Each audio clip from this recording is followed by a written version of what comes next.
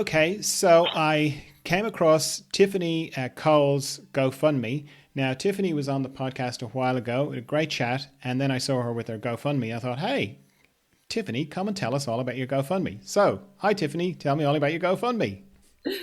Well, yeah. I mean, oh, I love how my charger turns on right then, like some sort of magic. There you go. Well, John, first of all, thank you so much for having me back. Yeah, well, for the past few years, I've been dealing with um, pretty intense medical issues.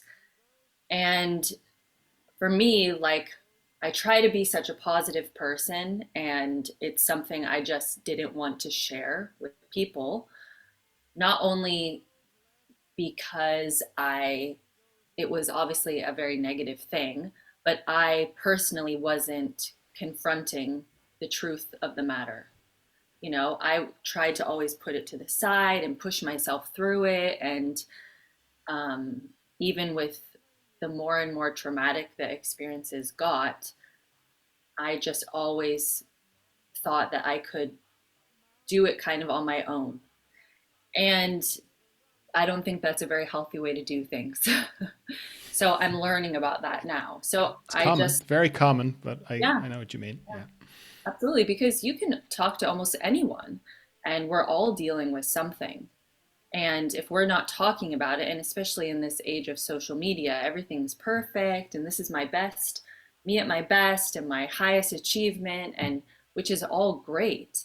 But I think sometimes I was even looking back at some of the photos I took when I was at the hospital, and I was always doing a peace sign or some sort of, and I just went, oh my God, like it's just so interesting. So that's something I've definitely been exploring the past few weeks and the past week of coming out with what I've been through. And it's been incredible. And I feel like I'm just here and I'm myself and um, the messages I've gotten from people all over the world who have dealt with Lyme and their struggle with it and overcome it has been so um, rewarding and invigorating. And this community has lifted me up so much. So I'm so So glad I it's did a, that. yeah, that's beautiful. So it is, it's Lyme's disease that that's the, when you said medical issues, that's the main thing you're dealing with. And you Yeah. And have like, been dealing with it for a long time.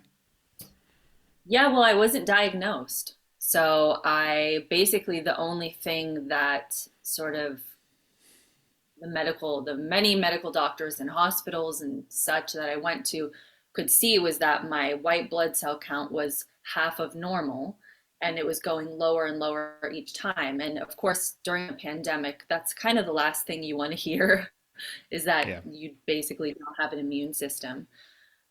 But the amount of gaslighting and the amount of, I mean, I could do an hours long podcast with you, the amount of sort of it's all in your mind. Yes, you don't have an immune system. We don't know why, but you just have to. I mean, one of the last times I went to the ER, the guy told me, you just need to eat more processed foods. Just chill, relax, go to McDonald's. I mean, a doctor told me that. Wow. And I was That's a like, very unusual. Why did they say that? Anyway, doesn't matter. Go on.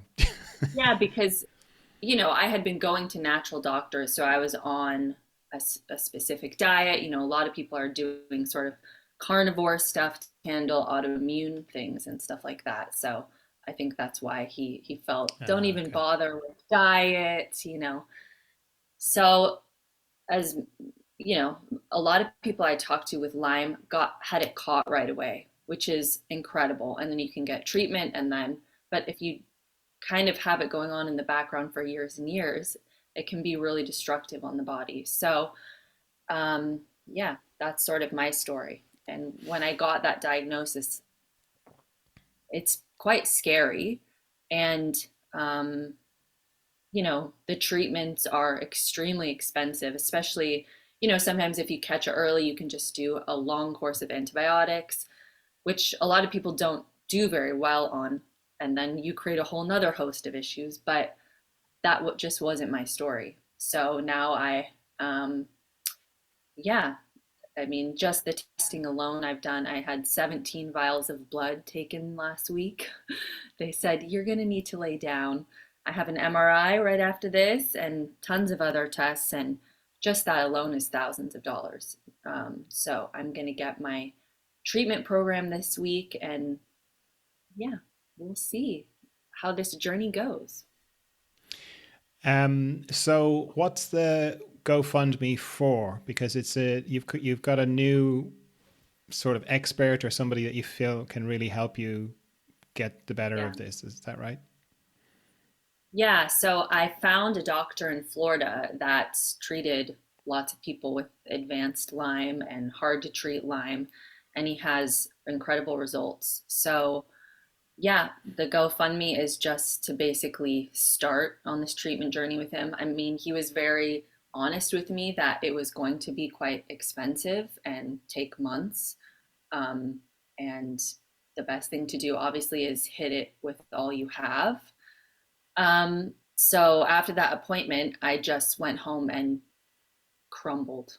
I mean, crumbled. I was like, I'm already so in debt after spending years going to different doctors. And I just thought, there's no way I can do this. There's no way I can even pay for the tests that he wants me to do to see, how far it's gone in my body. So I just made the GoFundMe and I just went, even if I don't make anything, at least people know what I've been going through and maybe why I'm not hanging out as much or why I moved to the countryside or why all these different things. So I had no idea what the response would be, but I just had to say something.